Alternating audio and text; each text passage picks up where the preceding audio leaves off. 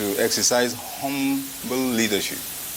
Just like Jesus knelt in front of his disciples to wash their feet, a leader should be ready to wash the feet of the poor, the needy, the marginalized, the discriminated against. That is very important. A leader must be transparent and accountable. We're talking of transparency and accountability.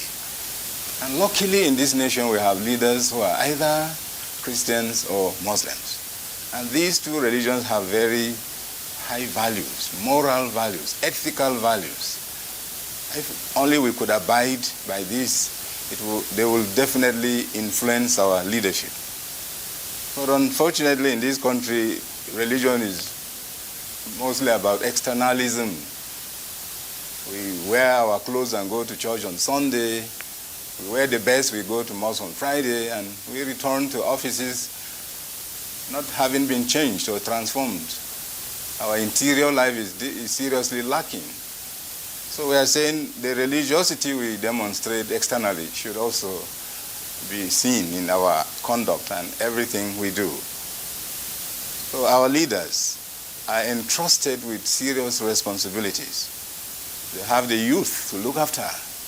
I see the young people that are going about aimlessly. After having graduated from university, there are no jobs for them. And even if the jobs are available, only the fittest, those who have the material means to cut corners, are able to get these jobs. You have our National Youth Service Corps members who are sent to experience the diversity of this nation, but they end up roaming the streets. Sometimes they are not accepted in their place of assignment.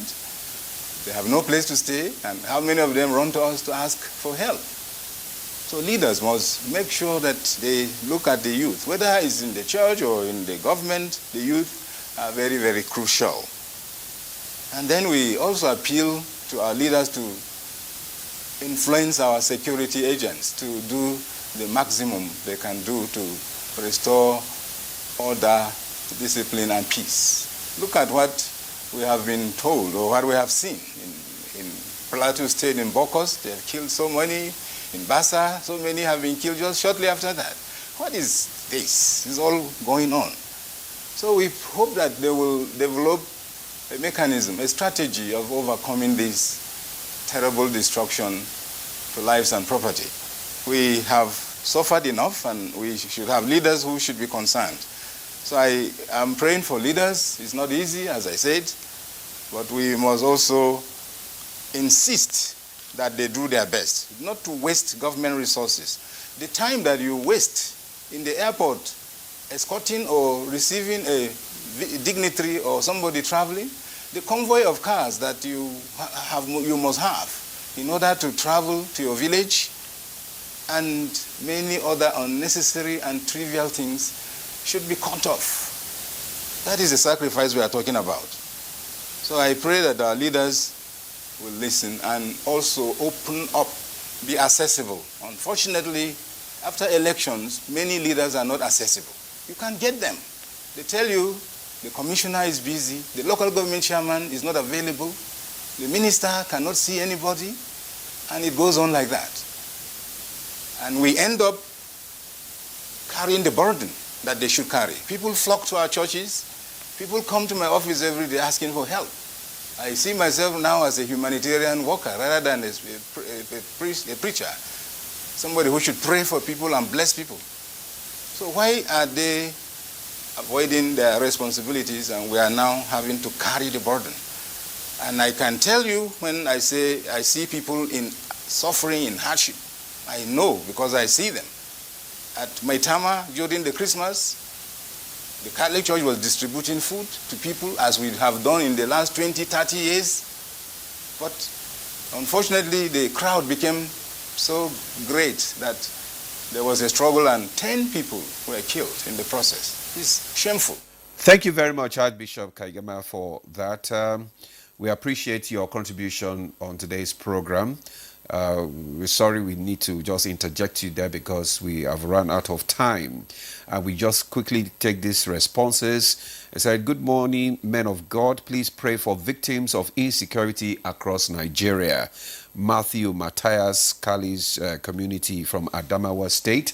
And this one says, we need political class to be selfless by sacrificing to save Nigeria for wastage. Likewise, the clergies need to save the ignorance. That is Dan from Port Harcourt.